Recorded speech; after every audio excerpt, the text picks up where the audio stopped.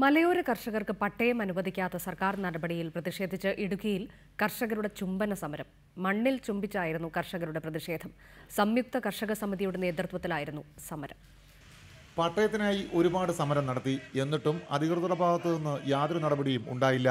ഈ സാഹചര്യത്തിലാണ് പുതിയ സമരരീതിയുമായി കർഷകർ രംഗത്തെത്തിയത്. പരമ്പരാഗത കർഷക വേഷത്തിൽ നൂറുകണക്കിന് കർഷകർ പ്രകടനമായാണ് തൊടുപുഴ നഗരത്തിലെത്തിയത്. പ്രകടനത്തിന് ശേഷം ഗാന്ധി പ്രതിമയ്ക്ക് മുന്നിൽ കയ്യിലെടുത്ത മണ്ണിൽ ചുംബിച്ച് തങ്ങളുടെ പ്രതിഷേധം രേഖപ്പെടുത്തി.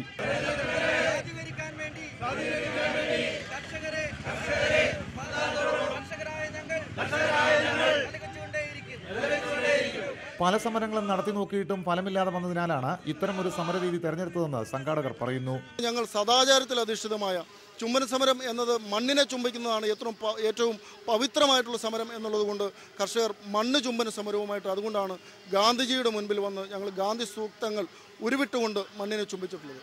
കാർഷിക ഉൽപ്പന്നങ്ങളുടെ വിലയിടിവ് തടയാൻ നടപടി സ്വീകരിക്കണമെന്നും ഹൈറേഞ്ച് മൗണ്ടൈൻ ലാൻഡ്സ്കേപ്പ് പദ്ധതി പിൻവലിക്കണമെന്നും സമരക്കാർ ആവശ്യപ്പെടുന്നു. റിപ്പോർട്ടർ, ഇടുക്കി.